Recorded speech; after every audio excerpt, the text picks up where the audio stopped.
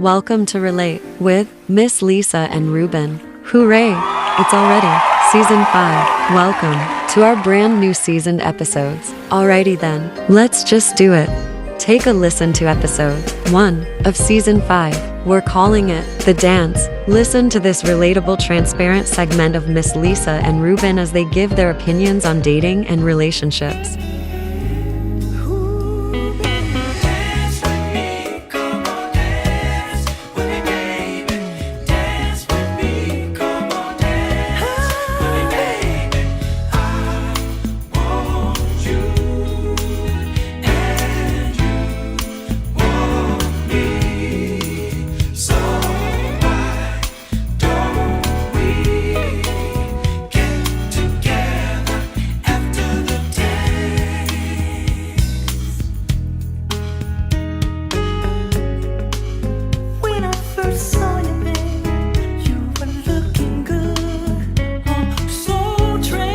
You have two people coming together.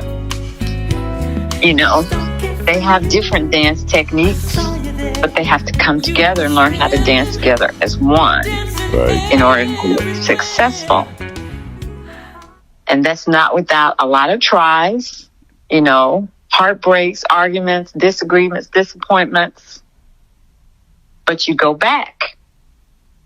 You practice some more to get it right. And you continue to do that until one day the world is watching and they're wondering, how do they do that so well together? How do they move together so well? How does he know what she's thinking? How does she know what he's thinking? So that was just my little analogy that was just dropped in my spirit. Ballroom dancing, where life imitates art. Yeah, something like that. So we're just two people dancing. Because a lot goes into that.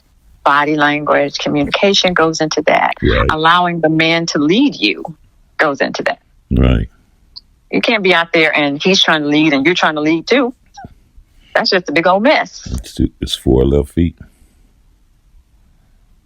So you have to reach that point in a relationship and in the dance that you trust him. You trust him to support you Yes. as he's holding you up. You trust him to be there when you need him.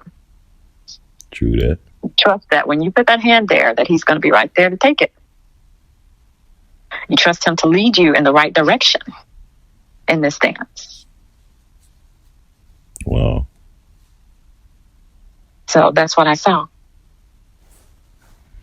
It's just a different way for people to look at their relationships. Yeah, that's a great metaphor for relationships. You know? If you don't know your part and what you should be doing, and you really want to do it, you really want to know your part, you really want to put in the effort. You don't want to be lackluster or mediocre. You want to be pure and natural and authentic and put in the work because you're involved in something that you want it to work. You've already had you may have already had your series of failures, and you want to tell yourself, you know, this time I'm going to put it all in. I'm going to give it my full attention. I'm going to pay attention. I'm going to submit, and I am going to make sure that I follow all the steps that it takes to make it right, to make it beautiful. You know, it was already written in the stars for each one of us to have a positive, loving relationship. God has already promised that to us. Yeah, and the things that He's also said, things will come against you, but He's already given it protections. You know, so if you, like you say, just think about the discipline of ballroom dancers, and you know, just the steps they take. You know, during the practice, yeah, it's going to be falls, it's going to be trips, it's going to be mishaps, it's going to be arguments. But if you keep practicing, then one day, like you said, Miss Lisa, you'll be on that big stage in front of the whole world. And they'll be wondering what is their secret? How did they make it work? And practice always, even though it's cliche-ish, Practice always makes for perfect. I, as a musician, have gotten more pats on the back when I showed up at a performance on time and I knew all the notes, I knew all the songs, and I played them all perfectly. And even embellished it with some of my own style because I practice them. I practice over and over each song. I practice them in parts. And then after the parts with practice, I brought it all into a whole. And then I prayed over them before I practiced and after I practiced. By the time I showed up, I was ready. Every song was saturated. And even though I knew I had to leave some room because a lot of times you show up and the artist or the service requires for a song change. We're changing 2 of the songs in the set list. Now, I just spent several days practicing 10 to 15 songs, and you're going to change 3 of them. And then before you can get upset, they're changing it to 3 that you previously played and that you previously practiced on prior to this one. You're like, oh, I got it even more now. And now you're ready for the curtains to open, and you practice that music, and you just ready to shine with your bandmates. Everybody practice. Everybody know their parts. Nobody will be getting in each other's way. Everybody's gonna have 2 to 4 measures to do a little lick or a solo. So everybody ain't soloing at the same time. You collaborate together, and that's relationships. It's a collaboration. You bring it together, different parts, all parts that you have built in your life alone, to combine it with your partner's life, what they have built in their life alone. And you mix it together and get rid of, after some time, what doesn't work for the both of you, and start building on something together. That was a beautiful way to put it. Yeah. So, the other thing I thought about is that, people don't really dance together anymore. And that's something I would suggest that 2 people in a relationship do. I mean, physically, put on your favorite music and just dance together. And if you're slow dancing, because not everybody knows how to do that, just in that simple act, you can see how hard it is, especially if you don't know how. Yeah. Yes. I'm moving my hip left and you're moving your hip right. Hold on, wait. And sometimes fast dancing is cool, because you get a little quirky with it. You have a little fun with it and laughing, but then not slow dance. And I'm pulling your body close, and my right hand is on your lower backside, just above your buttocks. Pulling you close and pulling you in. Or just Google ballroom dancing and just look at those 2 people and how well they're moving together and how she's following his every instruction in the dance. I guess I was going too deep with that, Miss Lisa. No, you weren't going too deep. Okay, you just jumped in. Or I just Googled. I thought I was bringing in the sexy, but go ahead. Go ahead and bring it in. You did. You brought it in. You always bring it in. Ooh. Okay. Keep doing what I'm doing, I guess. But, it just speaks to, again, dating isn't easy. Committing to someone isn't easy. Committing to be there truly with that person is not easy. Right. It requires a lot of hard work, and none of it happens overnight. I mean, you're starting a relationship, you're learning each other, and that can take a long time too. You don't learn about everything about a person in a couple of days or even a couple of months. It's a process. There's a process that's happening between the 2 of you. There's a process that's happening within yourself. As we already spoke about in some of the previous episodes, there's some things that you have to do, self-reflection that you have to take within yourself to get that situated and right before you're able to move forward with someone else. Otherwise, it'll be a hindrance. So what is showing up? Go ahead, I'm sorry. I was just going to say, kind of like showing up with that blank slate. I'm not bringing all my past relationships and how they happen into this one. I'm letting all that go. I'm not bringing the pain, whatever pain is in my past. I'm letting that go. I'm showing up for this person like a clean slate so that we can start something new together. Yes. I like that. New together. It just makes you feel good. New and together. Mm-hmm. So, as a reminder, what after doing all of that, what is the ultimate goal? I would say the ultimate goal is that you are in sync with each other. Like you said, if you're moving left, I'm moving left. If I'm moving right, you're moving right. I think the ultimate goal speaks to, can I trust this person? Do I trust this person? Am I ready to follow this person? Will I allow this person to lead me?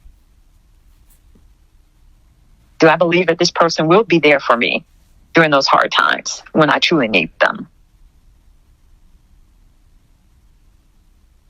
I believe personally that's the ultimate goal, that everybody wants to feel like they have the answer, and that answer they could say with a resounding yes. Yes. Yes, I know Ruben will be there for me. Yes, I know he's got my back. Yes, I know if something bad happens, he's not going to desert me. Yes, we are moving in the same direction, down the same path. Again, not to say that there won't continue to be disagreements or misunderstandings, but now we know how to handle those better between the two of us. Communication is still key.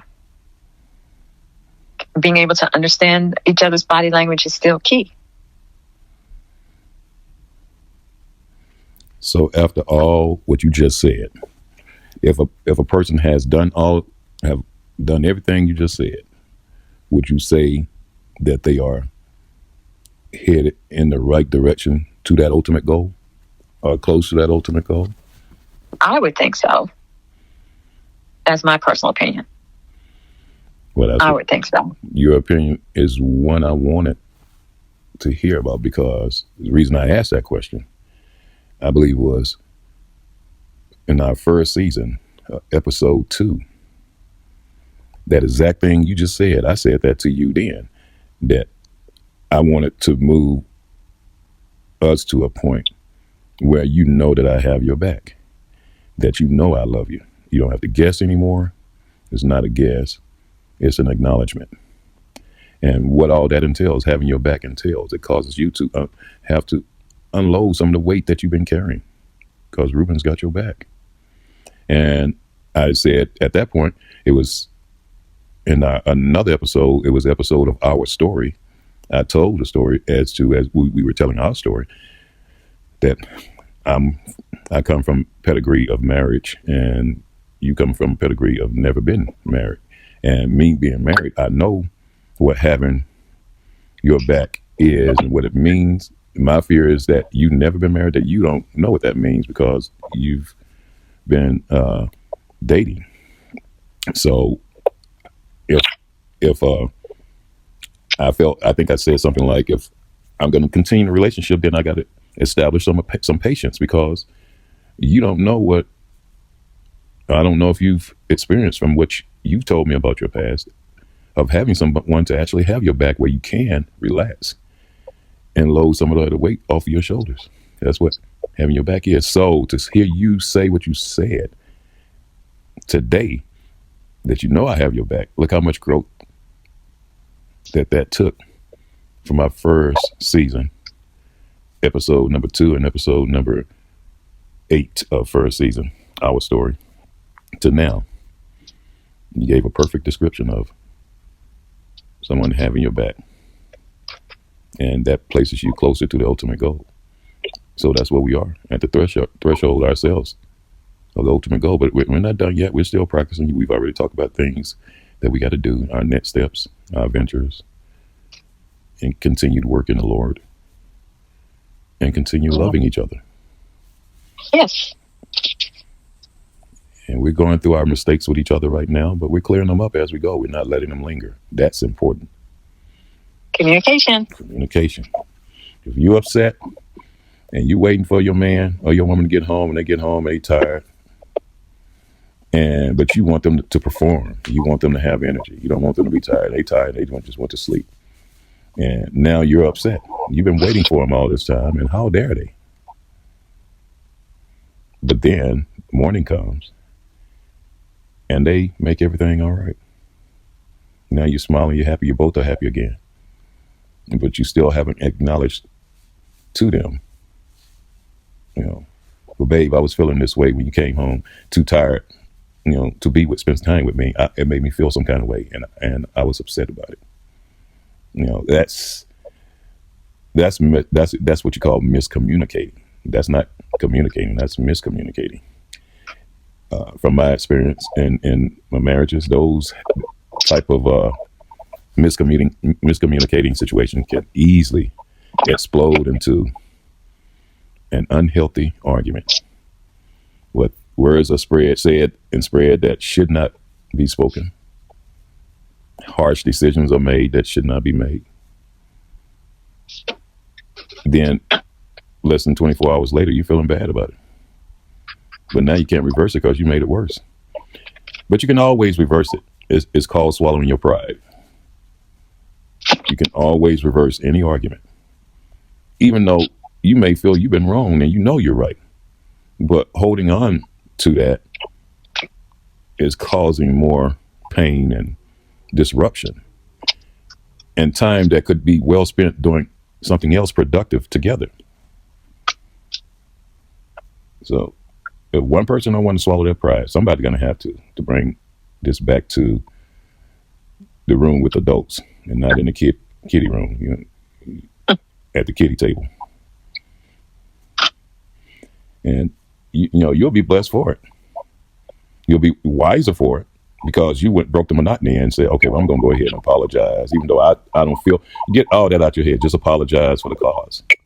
They call it take one for the team. And you might, I'm tired of taking one for the team. Well, you might have to take a lot for the team. God said, how many times? The man said, Lord, how many times do I forgive? What did he say, baby? 70 times 7. 70 times 7. So that God wants us to work forgiveness into our journey. Because he knows we're going to encounter a lot of situations and a lot of people we're going to have to forgive. Or it's going to be destructive to us. Just carrying that around. We can apply that to the episode we talked about, elephant in the room. Mm-hmm. Get rid of that junk, man. It's not healthy for anybody. Anyway, that's all I got to say on your topic. I just thought I wanted to highlight how you spoke well about me having your back, but you wasn't feeling that way when you first started. You had no idea of the direction it would take to get there. And here you are. Here we are. Well, yes, here we are. I stand corrected. Because it's a journey. And just like every other couple out there, we've had some ups and we've had some downs. Well, we've had some disagreements. We've had some misunderstandings. Mm-hmm. But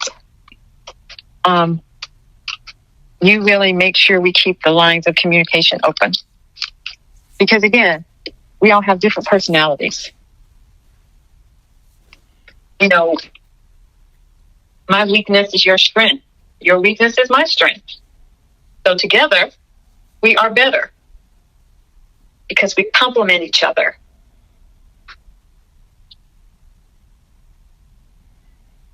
So that's all I have for today.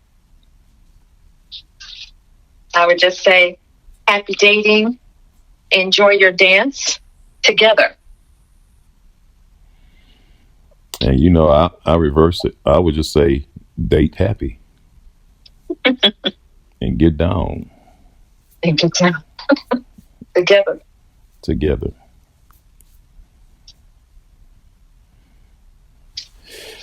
So until next time, folks. Join us again for another transparent, exciting, and opinionated episode of Relate with Miss Lisa and Ruben. Okay, family, happy dating. And what did he say? Date happy?